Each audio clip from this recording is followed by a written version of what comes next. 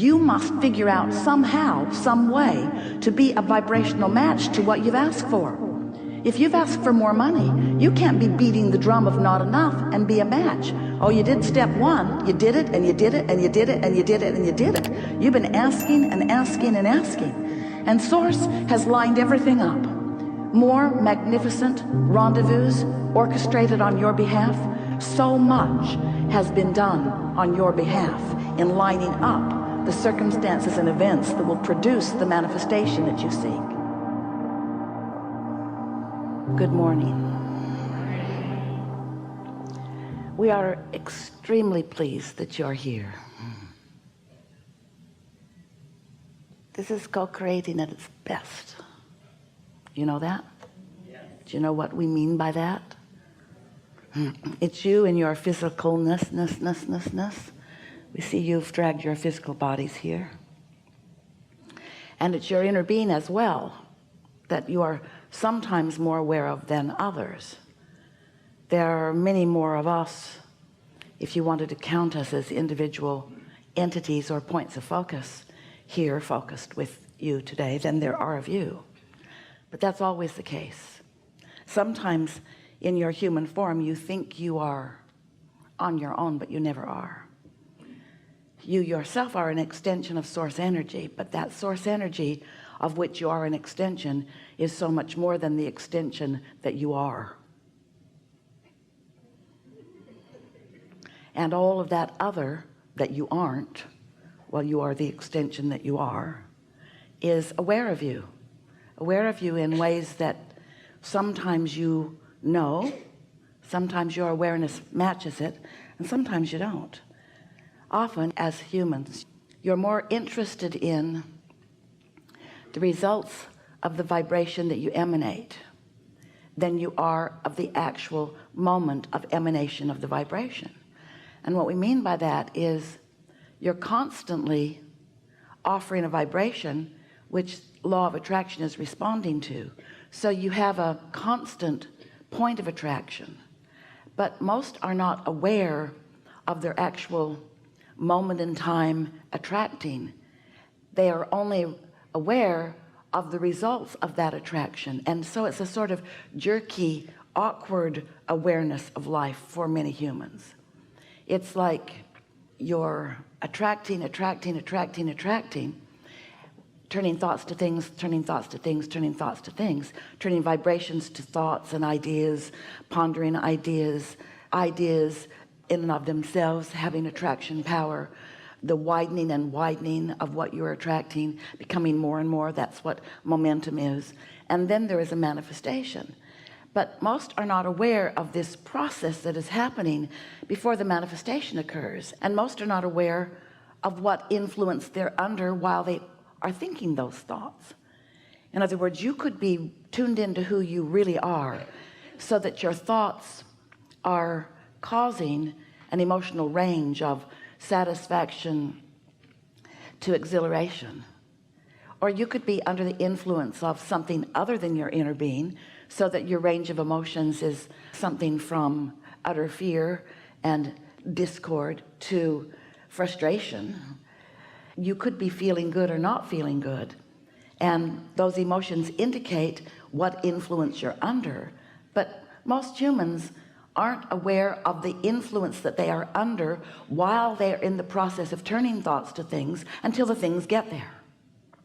And then when the things get there, often they want to give someone else the credit for them, because it never feels good to own up to attracting things you don't want. Esther had a remarkable experience in the airport in Barcelona a few days ago. She and some of her team were standing ready to board this very big airplane, and they were in the first boarding group, and they were going to board right after those who were asking for early boarding. And so there were hundreds of people lined up. It was a very large aircraft, and there was a woman standing in line behind Esther, 2 or 3 people, who was under the influence of the discontent of her own life. And she was sharing it with everyone. within earshot, and because of the volume, that included almost everyone in the gate area. And she was saying, look at them, why are they boarding early? Why are they boarding early? I don't see a wheelchair, I don't see a crutch, I don't see a cane, I don't even see a limp. Why are they boarding early? I'm 75 years old, she said. I'm not boarding early. Why are they boarding early? And no one is talking back to her. If there was anyone with her, they weren't owning up to it. And Esther, who's usually cordial and willing to talk with anyone, was thinking, I'm not with her, I'm not with her, I'm not with her. Everyone was sort of feeling that way. And so this went on for a long time. It was a long pre-boarding time, and it was making this woman so unhappy. And then as Esther's walking down the jetway to the plane, she could still hear that woman complaining behind her, talking to whoever. And then when she got on the aircraft, they were settling in. It was a big cabin about 40 minutes before takeoff, and she told every flight attendant who came near her how unjust she thought that was. And Esther's been listening to us for a long while. Some of you have too. But it was the first time that Esther really had a visual awareness of what we mean when we say, when you are spewing your discontent, what you want can't come back. When you are unhappy, happiness can't come to you. You're blocking it. If you feel disadvantaged, then good breaks can't come to you. You're blocking them. If you feel unappreciated, then appreciation, even from those who appreciate you, can't come to you because you're blocking it. You're offering a vibrational interference that doesn't just stop vibrations which you might feel are thoughts. It stops everything that you want when you are a vibrational match so much to what you don't want. So Esther has this image in her mind of this woman just blowing like a hurricane, her unhappiness about the way she was being treated in this moment. And Esther's pretty sure that she does that a lot, about a lot of moments. And Esther was thinking, no one can get through that. It was so vivid. And then Esther thought, I've had all of those thoughts myself. I'm just not as honest as she is. I just haven't spoken them out loud. But it doesn't matter if you're saying them out loud or not. You can be polite and be smart enough to keep your mouth shut. But if you feel disadvantaged, advantages can't come to you. If you feel like you don't have enough of something, it can't come, because your continual awareness of what you don't want causes you to spew a vibration that does not let in, or at least interferes with, what you're asking for. So it's so interesting, because you've taken step one. Life has caused you to sort and sift and know what you don't want, so you know what you do want. So you're asking, you're calling it to you. This woman was calling. She was calling to her fairness. She was calling love. She was calling see me and know me and understand me and like me. She was calling all of that to her. She was just spewing something so opposite to everything that she was calling to her that none of it could get through.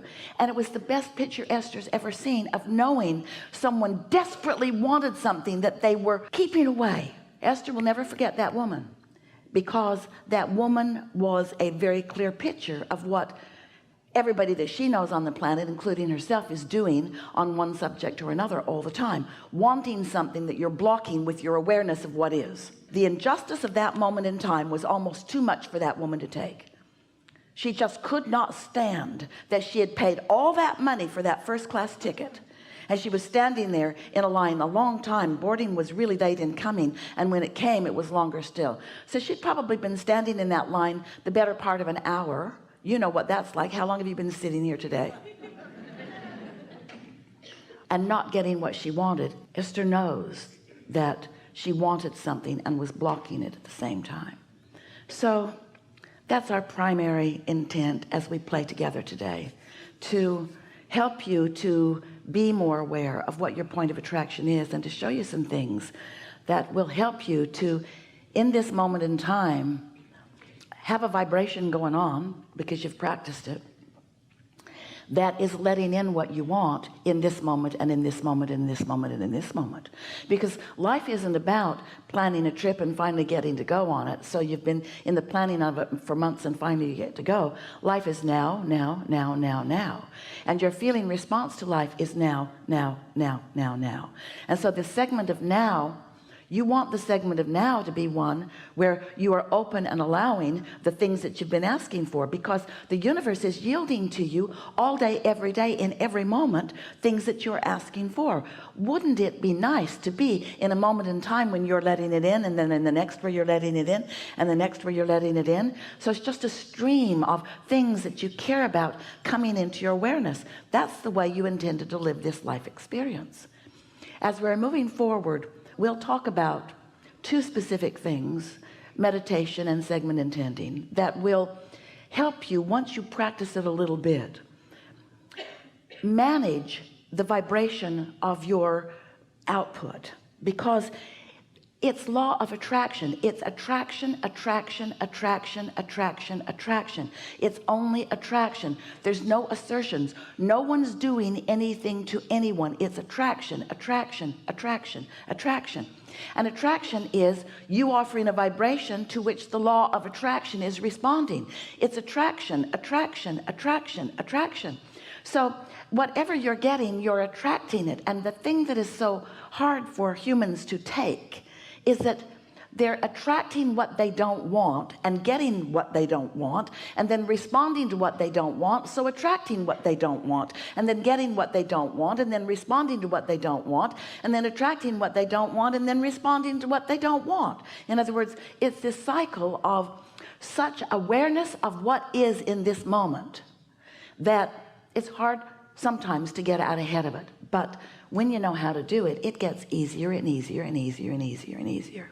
We'll talk about that incessantly in these hours that we are together.